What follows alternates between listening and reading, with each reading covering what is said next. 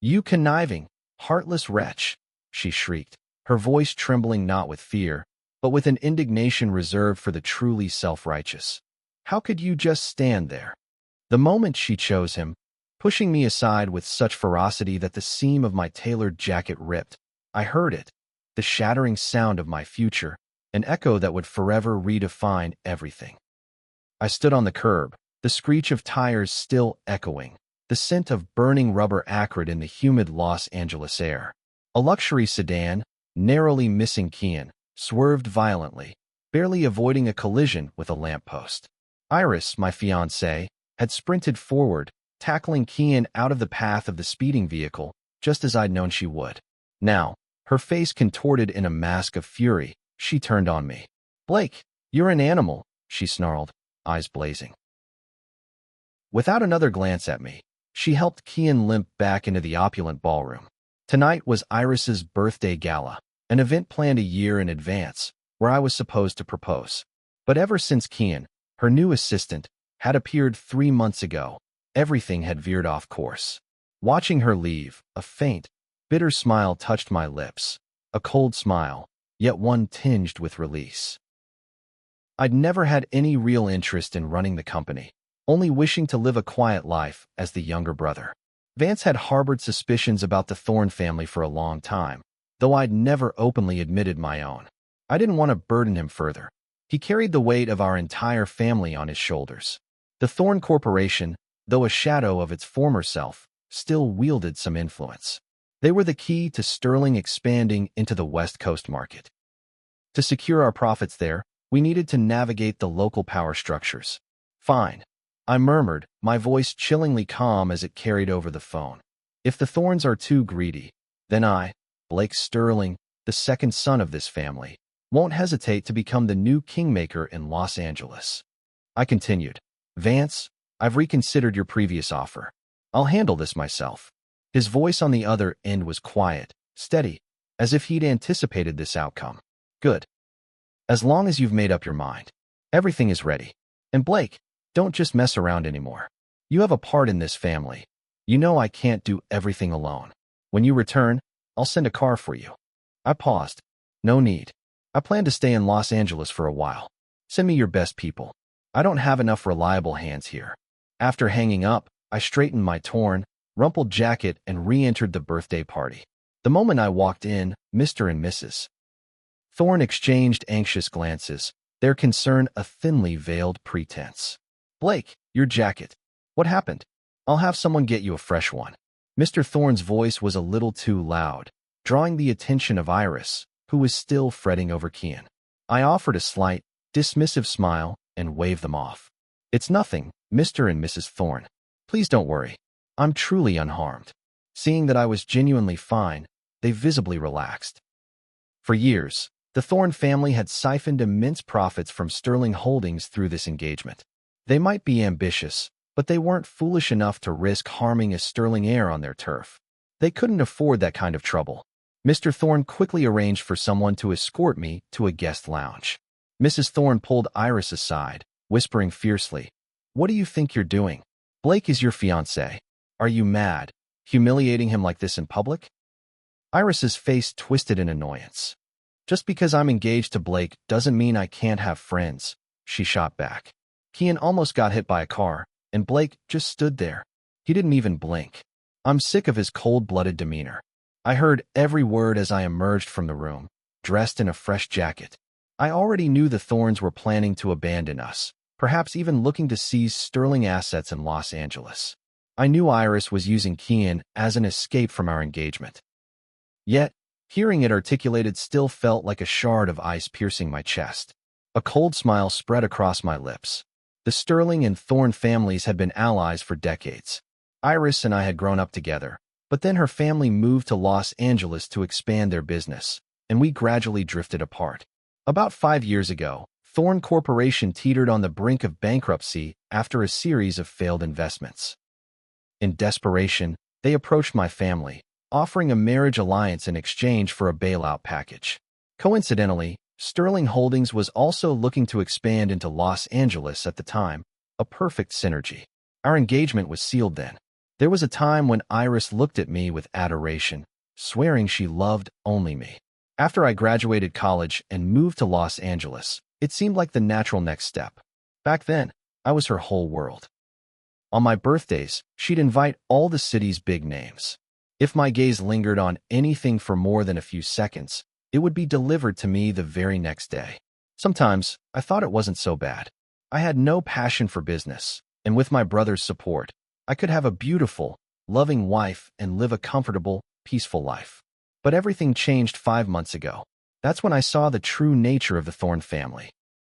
Sterling Holdings began divesting from some less profitable assets to focus on a massive overseas expansion strategy. The move was so significant it triggered rumors. People started saying our capital chain was broken, that we were selling assets just to survive. My family made no public statement to deny it. They even kept me in the dark. I rushed back to New York in a panic to find Vance. He explained it was a strategic move, a way to test our partners, to weed out those who would betray us when we appeared weak. When I returned to Los Angeles, I noticed the Thorne family's attitude had changed. The clearest sign was when my driver picked me up from the airport, but Iris didn't. She didn't even bother to call. As rumors of my family's financial crisis spread and we remained silent, Iris began spending more time with Kian, her new male assistant. At first, their relationship seemed professional, but soon they stopped bothering to hide anything from me. I just offered a faint smile.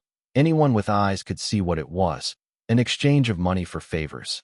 Watching Iris's affection for me gradually turn into coldness and distance, a sense of relief washed over me. At least we weren't married yet. Some things no longer had a reason to maintain appearances. I stepped forward, interrupting Mrs. Thorne's scolding. My eyes met Iris's, calm and steady. "You're right," I said, my voice level and cold.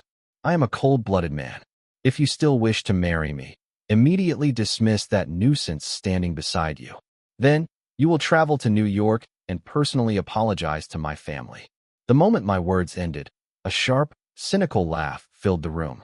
Iris threw back her head, her laughter sharp and bitter. "Blake, look at your family's situation now. Do you still think you have the right to demand an apology from me?" I had anticipated that response. "Very well," I said, my voice dropping to a near whisper, yet each word resonated in the suddenly silent room.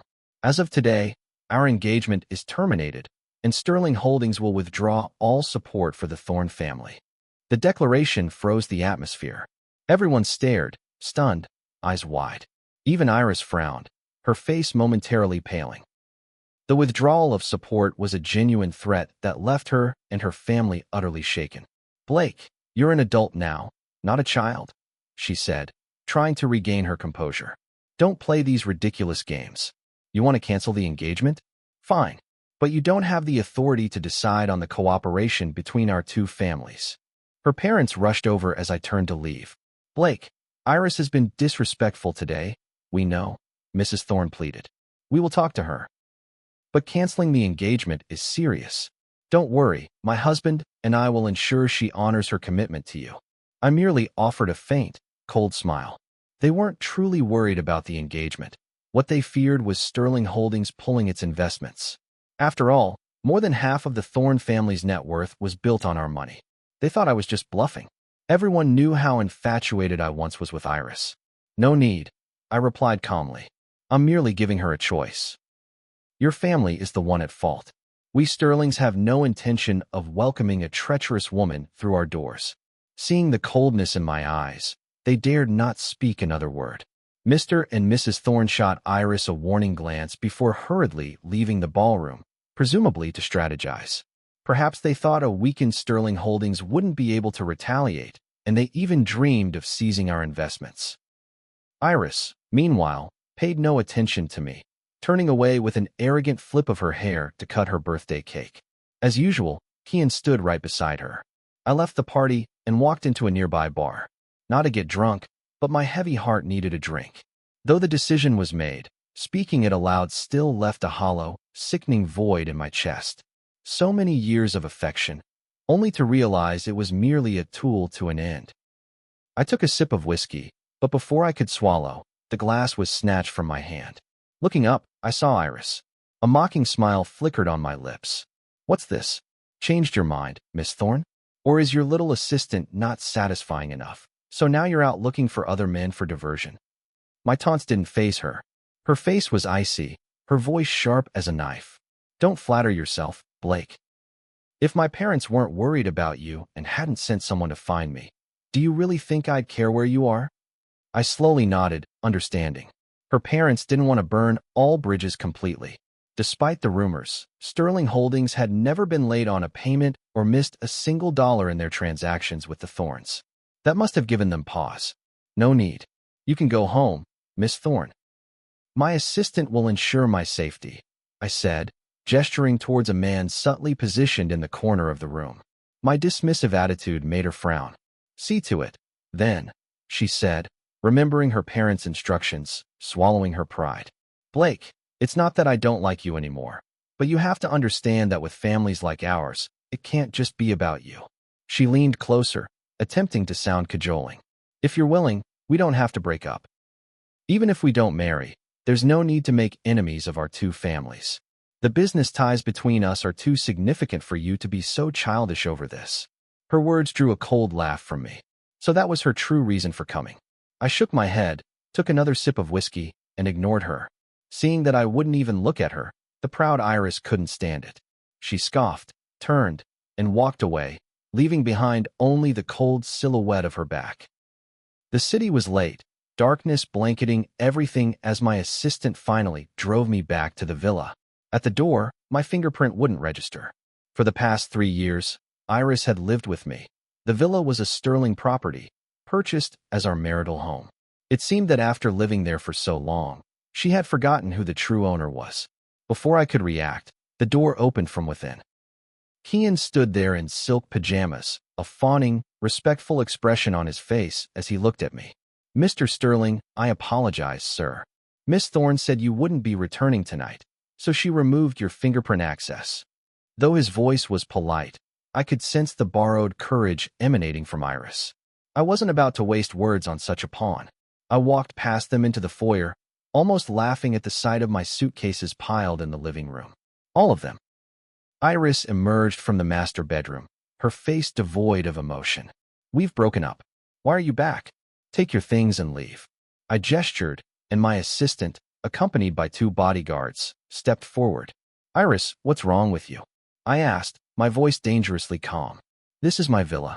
Do you think living here for a while makes it yours? Ignoring her darkening face, I ordered my men, escort them out of my house. From now on, the Thorne family and their associates are not permitted here. As the bodyguards advanced, Iris blocked my path. Blake, enough with this childish tantrum. The Thorne family has not agreed to terminate the engagement. What are you trying to achieve by causing trouble? Your parents made it clear tonight that if you continue to jeopardize the partnership between our companies, the Sterlings will not tolerate it. Kian quickly interjected, trying to mediate. That's right, Mr. Sterling. There's nothing going on between Miss Thorne and me. She's just upset because she feels you've been neglecting her lately. It's all just a misunderstanding. I brushed them aside. Get them out. I repeated, my voice like steel.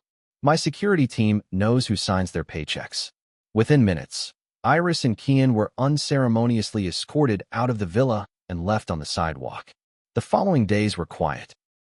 Sterling Holdings began the formal process of withdrawing all capital from Thorne Corporation. Our legal grounds were ironclad. Breach of contract based on a series of carefully orchestrated traps. The chess moves I had set up over the past few months were finally beginning to take effect. Without that preparation, our capital recovery would undoubtedly have devolved into a protracted, messy lawsuit over compensation clauses. As Sterling Holdings' cash flow was withdrawn from Thorne Corporation, their company immediately plunged into a severe liquidity crisis. Meanwhile, our plan for overseas market expansion was complete. The restructuring phase was nearing its final steps. When Sterling's immense new capital flooded the market, it would be strong enough to swallow Thorne Corporation whole and integrate it as one of our subsidiaries. The day I sat in my office, ready to deliver the final blow to push the Thorne family into ruin, coincided with their company's annual gala. A cold smile flickered across my lips. A gala? Perfect. They would certainly enjoy this gift. It's time, I told my assistant, Begin the operation. I knew exactly how the Thorne family would react. In the business world, loyalty was merely a commodity with a price. And fortunately, the Sterling family had enough money to buy everything, even betrayal. At the gala, Mr. Thorne, Iris's father, stood on stage, delivering a confident but rambling speech, attempting to convey to the public that Thorne Corporation remained strong, that Sterling Holdings' withdrawal was a minor inconvenience, unworthy of concern. He was still engrossed in answering questions, completely oblivious that the world beneath his feet was crumbling. But news traveled fast, especially in a room full of Los Angeles' elite. Whispers began to spread like wildfire. Did you hear? The Sterlings pulled all their investments. Thorne Corporation's credit line just broke. They're borrowing at double the market rate just to stay afloat. Really? I thought Sterling was going bankrupt. Who knew they just announced a massive international expansion plan? The new financial report came out an hour ago, stronger than ever. Thorne must be kicking themselves. I heard the second Sterling son canceled his engagement to Miss Iris Thorne. Without that connection, the Thornes are in deep trouble. I even heard Iris Thorne has a thing with her personal assistant. Just looking at him, you know what kind of person he is. Daring to cross Blake Sterling? Absolutely incorrigible. Thorne is finished. The chatter grew louder and louder, turning Iris's face pale with anger. Smash! The wine glass in her hand shattered on the floor. The room instantly fell silent. Despite their decline, the Thorne family still commanded respect. No one wanted to be caught in a war between them and the Sterlings. Miss Thorne, please don't get agitated, Kian interjected, carefully stepping towards her. He had no business being at such a party, but thanks to Iris's favoritism, he was allowed in. Iris took a deep breath, regained her composure, then shoved his hand away and strode towards the stage. Her father looked down, his face clearly displeased. He was already furious over recent events, and now seeing his daughter cause a scene in the middle of the gala only further inflamed him. They exchanged a few whispered words. Then Mr. Thorne announced that the gala would continue, though the smile on his face was visibly strained. I cared little for their theatrics. They had accepted my family's benevolence, then turned and bit the hand that fed them. Therefore, they should be prepared to fall into hell, and I would ensure that fall was swift. Sterling Holdings' investment team acted without mercy. In just 1 week, they wiped out nearly half of Thorne Corporation's market value. In a desperate attempt to stem the collapse, the Thorne family began appealing to other prominent families. But the results were exactly as I predicted, utterly predictable. No powerful family dared to partner with one notorious for backstabbing its allies. With no other options, they faced inevitable ruin. I was just leaving the Los Angeles branch office when Iris, who had clearly been waiting for me, blocked my path. "Blake, how have you been?" she asked, her voice soft and pleading. "It was all my fault before. I was childish. Please don't be angry with me anymore." She offered a box. "Look, I brought you a gift." Inside was a luxury watch, worth over $1 million. She tried to move closer, but my bodyguard immediately blocked her. I wasn't about to let her near me. "There's nothing between Kian and me. If you don't like him, I'll fire him immediately. If you want me to go to New York to apologize, I'll book a ticket tonight." I ended the conversation with a final ultimatum. "No need. Go home."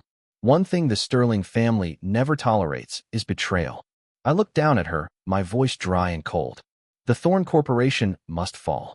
Iris's eyes widened in disbelief. The world seemed to pause for a moment, the air thick with a terrifying silence. A bitter, broken laugh escaped her. "Blake, do you really think this is necessary? I gave 5 years of my youth for a small mistake. Are you going to destroy my entire family? Punish me however you want. I can bear it. Thorne Corporation could be your biggest ally in the future. Please, spare my family." I only shook my head. She was truly beyond saving. If she had simply fallen for someone else, it wouldn't have affected my family's business decisions. In our world, no one lets emotions interfere with money. But the Thorne family's cunning had become a direct threat to Sterling Holdings. My car pulled away, leaving Iris still kneeling on the cold pavement. Her words that day reminded me of one lingering concern. Kian. If it were merely a casual fling between her and him, I wouldn't have bothered. He was just a plaything, selling himself for a comfortable life. But my assistant's investigation revealed he was more than that. Kian had gained the trust of the entire Thorne family, and when it came to their confrontational attitude towards the Sterlings, he was a key instigator, constantly fanning the flames. He knew he lacked direct power, so he exploited Iris's affections to gain influence, feeding every rumor and piece of misinformation about my family in New York to advance himself. In that case, it would be a pity not to forever chain him to the Thorne family's sinking ship. With that thought, I gave a simple order to my assistant. I hear Kian enjoys lavish parties. Arrange something for him. My assistant understood immediately. Swift, decisive action was a Sterling tradition. The next evening, Kian received an invitation to an exclusive private club. He hesitated at first, but the promise of enthusiastic models was too tempting for his restless desires. The moment he stepped into the dimly lit VIP room, he was immediately surrounded by 5 or 6 beautiful women. Their bold energy perfectly matched the club's indulgent atmosphere. They were provocatively dressed, some in barely their fabrics and fishnets. These women draped themselves around him, every gesture tantalizing. Kian's eyes widened. He had never experienced anything like this. Even with Iris, he had always been the one to pander, to flatter, to act obediently to gain her attention. Now, he understood what it felt like to be a king. Under the heavy music and dim lights, Kian began to relax, slowly giving in. "Hello, handsome," a stunning redhead whispered softly, then pressed her lips to his, skillfully slipping a small pill into his mouth. In his intoxication, Kian's mind was hazy. He tried to ask what it was, but before he could speak, the pill slid down his throat. "What did you just give me?" he managed, clinging to the last vestiges of sobriety. The girl only giggled. "Don't worry, just a little spice for tonight, handsome." That night, Kian was truly treated like an emperor. When he woke the next morning, he found himself amidst a tangle of bodies and torn fishnets, his entire body aching in places he didn't even know could hurt. When he finally returned to the Thorne villa, a dull pain throbbed in both his kidneys. Within a single month, Sterling Holdings' financial team had reduced Thorne Corporation to an empty shell. The merger of Thorne into Sterling's Los Angeles subsidiary was now a mere formality. Throughout that month, the Thorne family had tried every avenue, exhausted every connection, but received no mercy from the Sterling family. "You fool." Iris's voice was venomous as she slapped Kian hard across the face. "If it weren't for all the dirt you dug up, would my family be in this mess?" Lately, her temper had grown increasingly volatile, and Kian was her primary target for venting her rage. But for the sake of his livelihood, he endured it, occasionally sneaking out at night to meet the models at the club for temporary oblivion. All his schemes were for money, and to some extent, he had succeeded. But what Kian never expected was that the confidential information about Sterling's supposed collapse was actually a deliberate lure. Even so, a bankrupt Thorne Corporation was still a monster that a man like him, who sold himself, could not bear. Kian fell to his knees, crawling to embrace Iris's legs, his face wet with feigned tears. "Iris, I never wanted things to turn out this way, but Blake Sterling is truly evil. He's doing this just to force you back." Hearing this, the hardness on Iris's face softened slightly. She thought he was right. This must be Blake's way of wanting her to submit. Biting her lip, she mumbled, "Fine. Marrying anyone is still marrying, as long as the Sterlings still have money." She shook her head, trying to banish the chaotic thoughts. "Arrange a meeting for me with Sterling Holdings," she ordered her secretary. "Tell them I want to see Blake Sterling." A few minutes later, her secretary returned, her face flustered. "Miss Thorne," Sterling Holdings replied very decisively. "They refuse to meet anyone from our company." Iris slumped onto the chair, all strength drained from her. The image of Blake Sterling coldly ejecting her from the villa replayed in her mind. He was always proud, always unwilling to bow to anyone. Now that he had made a decision, how could he turn back? But if this situation continued, her family's business would completely collapse. From the day I publicly canceled the engagement, Iris had clung almost exclusively to Kian. Yet, a vague panic began to stir within her. Though Kian remained as gentle and attentive as before, she felt no joy. She spent her days staring at her phone, afraid of missing a message or call from me. Her temper grew increasingly erratic, and the constant problems at the company kept her so busy she barely had time to go home. Though she didn't want to admit it, Iris understood the truth. If the Sterling family had merely withdrawn capital, her family might have struggled on. But with Sterling actively moving to destroy them, this battle was lost before it even began. Compared to the colossal monster that was Sterling Holdings, Thorn Corporation was a pitiable joke. And with each passing day, their situation became more desperate. Iris finally understood what true fear was. She held her phone, her thumb hovering over my contact for a long time before finally typing a message. "Blake, I know I was wrong. I promise it won't happen again." But the moment she tapped send, a red exclamation mark appeared next to the message. Iris shot up from her chair. What did this mean? Her number had been blocked. Just then, her secretary burst into the office, her face ashen with panic. Kian was no longer her assistant. To appease the Sterling family, he had been removed from his position, but not fired. "Miss Thorne, it's terrible. You have to see this." Iris snatched the file from her hands. As she flipped through it, before she even finished the first page, her hand clamped tight, white-knuckled. The information showed Sterling Holdings had activated a complete corporate blacklist against them. Thorne's stock price plummeted uncontrollably. Without intervention, they wouldn't last another month. While she stared blankly, the trembling secretary handed her a tablet. "Someone sent this to you. I think it's from Blake Sterling." The screen lit up, and her mind felt as if it were being repeatedly smashed by a sledgehammer. On it was a hospital medical report along with a few short clips. The videos showed Kian at the club, laughing and cavorting with the attentive women. The hospital report was from Kian's most recent examination. Under the diagnosis section, 2 words appeared coldly: sexually transmitted infection. The date on the paper was 3 days prior. Iris's hands trembled. She knew for certain it was my doing. And last night, she had been with Kian. The door to her office burst open. Her parents stormed in, their faces contorted with fury. "Iris, as of today, you are no longer the CEO of Thorn Corporation," her father growled. Seeing her parents, Iris quickly hid the tablet. There was a very real possibility she too was infected. No one could know that. Her father unleashed his full wrath upon her, shouting and slapping. "You were too confident, thinking you could beat Blake Sterling? Why were you still involved with that parasitic, good-for-nothing Kian? Look what you've caused. Because of that useless leech, the entire company will be buried with you." Iris remained silent, her head bowed low, each word of scolding and every blow from her parents raining down like a storm. Her silence seemed to ignite her father's anger further. "You will not see that man again. I'm having him sent overseas." Hearing this, Iris flinched. Her eyes widened, filled with chaotic panic, but she remained resolute. "I will get Blake's forgiveness. He once loved me so much. This is just a small mistake. I'll deal with Kian myself." With that, she snatched the car keys from the table and rushed out of the office. She drove straight to Sterling Holdings' Chicago headquarters. She knew I would be there. Disregarding the stares of passers-by, she approached the entrance of the towering glass building and knelt on the cold concrete. She was prepared to play the victim, hoping to shame me publicly into forgiveness. In the past few weeks, she had entered the building many times, but never once had she been allowed past the main lobby.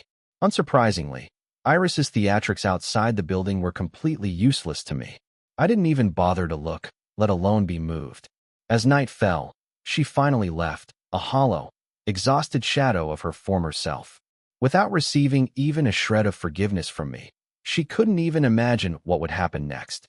Her mind was filled with regret. Not for her betrayal, but for not investigating thoroughly, for blindly believing groundless rumors.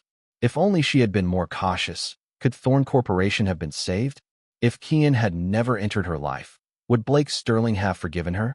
When she returned home, the moment she opened the door, Kian rushed to embrace her, his face overflowing with tenderness. "Iris, you're back? I cooked dinner tonight, all your favorites." Iris shoved him away, her face like ice. She waved her hand, and the 2 bodyguards who had followed her immediately stepped forward, restraining Kian from behind. Before he could understand what was happening, his knees were forced to the floor. She stood above him, her eyes full of contempt, grabbing his chin and forcing him to look up. Her voice was sharp and cold. "Kian, Are you not feeling well?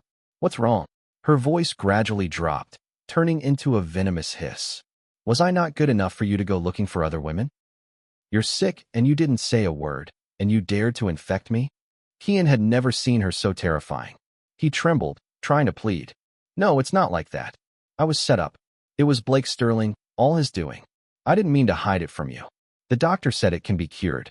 I was afraid of losing you, Iris. I love you. A cold, hollow laugh escaped her lips. Blake Sterling set you up? What about the other times? Who called those women? In just one day, she had found out everything. Looking at the pathetic man kneeling at her feet, her rage erupted. She lifted her leg, putting all her strength into stomping her pointed 4-inch heel straight into his groin.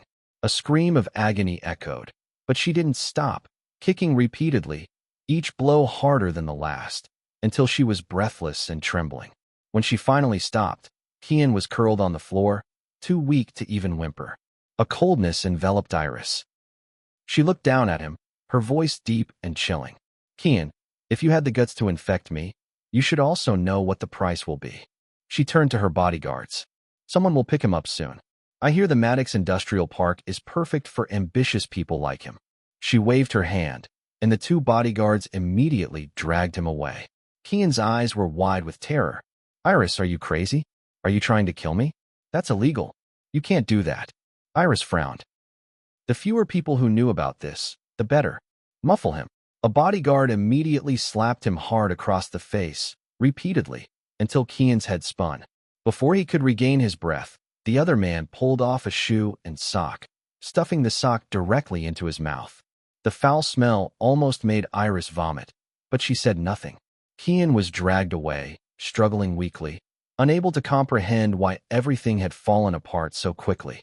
When they left, the villa fell into an eerie silence. Iris collapsed onto the sofa, leaving the door wide open. The sky outside slowly shifted from twilight purple to inky black, but she didn't bother to turn on the lights. She simply sat in the darkness, her mind continuously replaying Blake Sterling's image.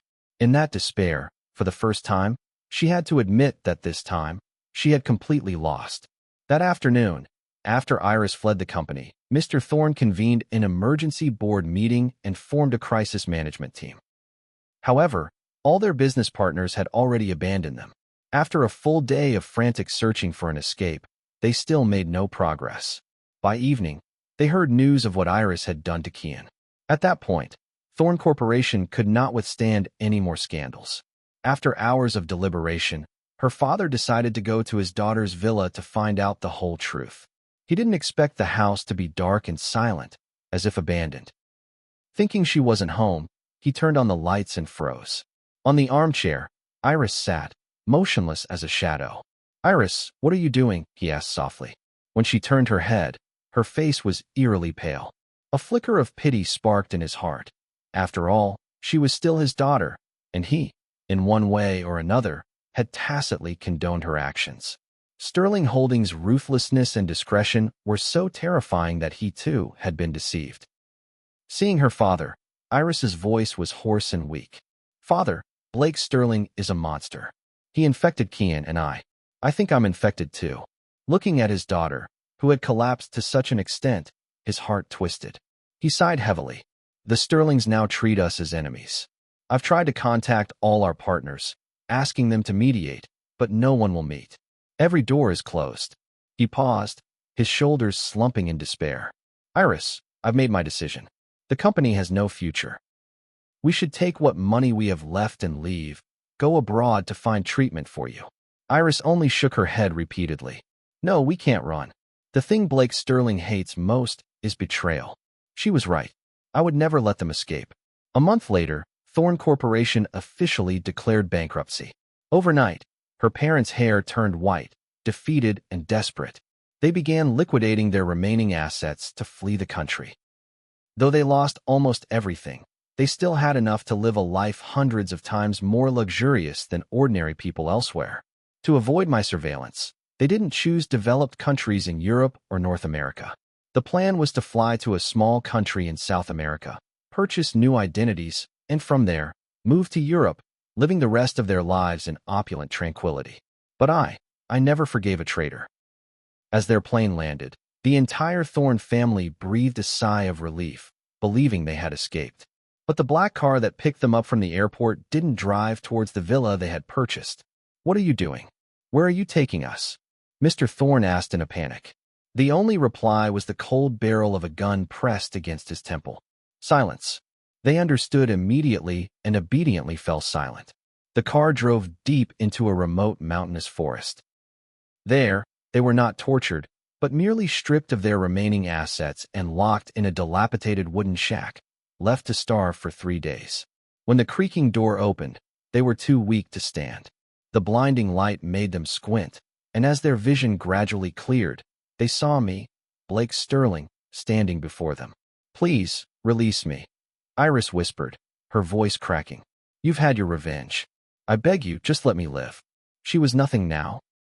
Sick, broken, transformed from the proud heiress of the elite into a fugitive, a desperate stray dog seeking a new identity.